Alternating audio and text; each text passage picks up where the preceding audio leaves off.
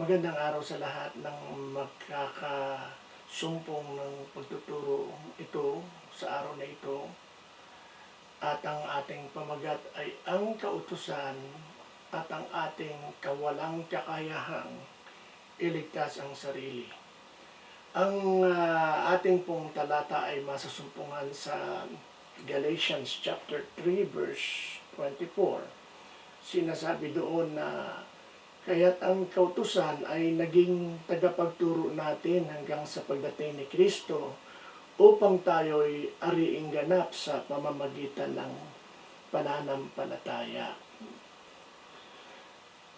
Ano ba ang layunin ng kautusan o yung batas na naibigay kay Moses?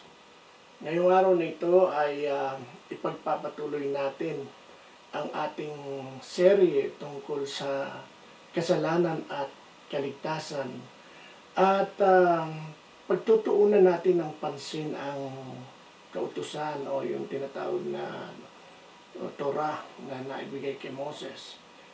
Ang kautusan ay ang banal na pamantayan ng Diyos na ibinigay kay Moses at ang papel nito sa ating spiritual na buhay. Ngunit itanong natin, bakit ibinigay ng Diyos ang kautusan kung hindi naman ito makapagliligtas? Hindi ba't para bang binigyan mo ng gamot ang isang tao na hindi naman nakagagaling? Sa totoo lang, hindi ito ganoon. Hindi ganoon ang ating kautusan. Ang kautusan ay hindi lunas, kundi ito ay parang isang salamin, isang tagapagturo, isang tagapag-ingat ayon sa Galatia chapter 3 verse 24. Layunin nitong ihayag ang kasalanan, hindi alisin ito, upang ituro tayo kay Kristo, hindi siya palitan. Inihahayag ng kautusan ang kasalanan. Nabanggit ito sa Romans chapter 7 verse 7, hindi ko na sana nalaman kung ano ang kasalanan kung hindi dahil sa kautusan. Malinaw ang sinasabi ni Apostol Pablo na ang layunin ng kautusan ay upang ihayag ang kasalanan. Ipinapakita nito ang perpektong pamantayan ng Diyos kung ano ang banal, matuwid at kalugod-lugod sa Kanya. Sabi ni Pablo, hindi ko sana nalaman kung ano ang pag-iimbot kung hindi sinabi ng kautusan na huwag kang mag-iimbot. So sa madaling salita, ang kautusan ang nagbibigay ng definisyon ng kasalanan. Ito ang nagbibigay ng kahulugan kung ano ang kasalanan. Parang pagpasok mo sa isang silid na may ultraviolet light, lumilitaw ang mga mantsa na dati hindi mo nakikita. Ganoon ang kautusan. Ang liwanag ng mga utos ng Diyos ay tumatagos sa ating puso. Ngunit ang makitang marumi ka ay hindi ibig sabihin na ikaw ay malinis na. Ito'y nagsasabi lamang na kailangan mong linisin. At kapag sinukat natin ang ating sarili sa pamantayan ng kautusan, tayong lahat ay bigo. Hindi natin masusukat ang ating sarili sa kautusan. Hindi nakapagligtas ang kautusan. Ito ay naghahatol. Sa Galatians chapter 2 verse 16, sinabi doon, sa pamamagitan ng mga gawa ng kautusan ay walang taong ituturing na matuwid. Ito ang mahalagang katotohanan. Ang kautusan ay banal, ngunit tayo hindi. Ang pagnanais na maligtas sa pamamagitan ng pagsusunod sa kautusan ay parang pagtangkang umakyat sa hagdanang abot langit, walang nakakarating.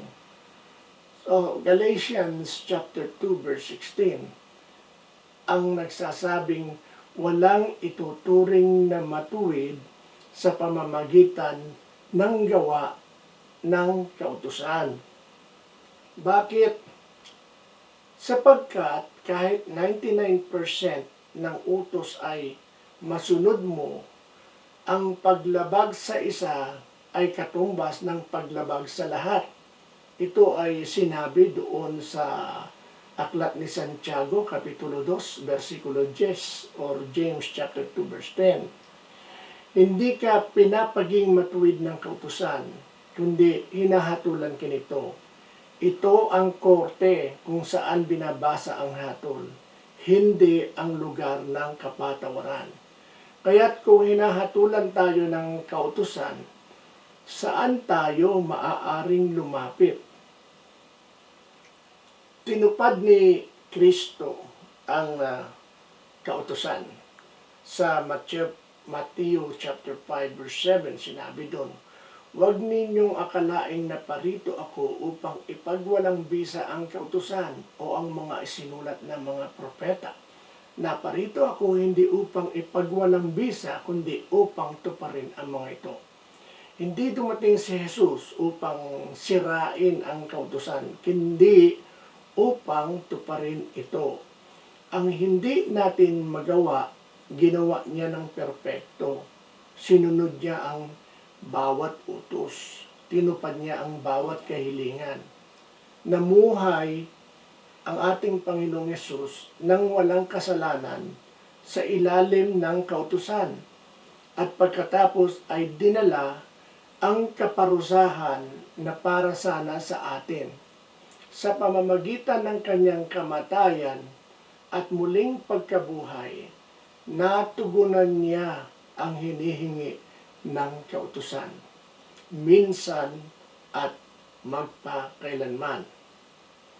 At ngayon, hindi na tayo nasa ilalim ng hatol, kundi nasa ilalim ng biyaya kung tayo ay kay Kristo.